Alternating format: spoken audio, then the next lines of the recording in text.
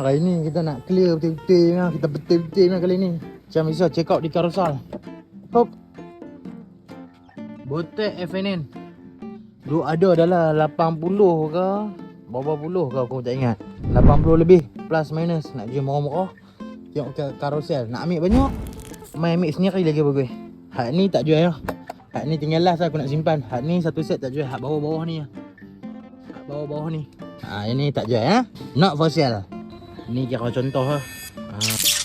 Lepas tu ada ni weh, Azoba EF5 ni. Dah repaint lah weh. Dah repaint tapi kena servis. Kena servis. Lepas tu kapek ni weh. Kapek ni aku tak tahu itu apa. Tapi aku check GPT dengan apa AI CNH version. Dia kata hatchback punya kereta sesuai. Tapi tak tahu size apa. Tak tahu kereta apa. Saya aku tunjuk semua saya nak kena bergolak tu. Itu dah listing dah. Dia pun sekat. Jadi kena listing sekali lagi lah. Ni wash tag dia. Wash tag pula apa dia tag dia. Tu. Oliau. Maklum. Alamak. Lepas tu ni, yang ni semua nak jual weh. Semua dah listing.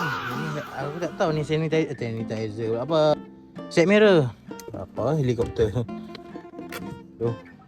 Made in Japan tau. Tapi tak tahu itu apa. MMC ni cara dengan Proton lah. Proton Saga rasanya. Tapi made in Japan tau. Abang main.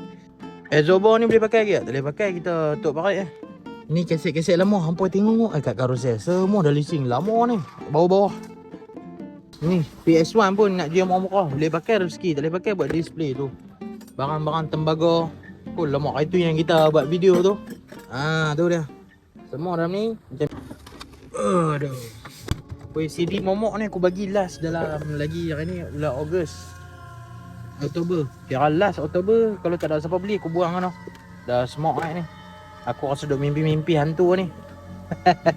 Misteri mak lampir. Bukan momok silap. Ambil semua sekali. Murah-murah. Ni torchlight national. Vintage gila-gila. Gila-gila punya. Yang orang pakai ni orang pandang lah. Hak ni pun orang pandang kot. Bila pegang benda ni yang kira orang pandang lah. Yang ni aku nak combo. Siapa nak ambil semua sekali. Tak mau dah. Aku tak larat nak buat satu-satu gambar. Satu-satu. Yang ni aku nak buh Resident Evil pada dahulu. Nak jual murah-murah weh. Ambil weh. Nak clear-clear barang ni. Nak restore kereta ni. Dah 3 kali video tak restore lagi. Tak ada orang beli.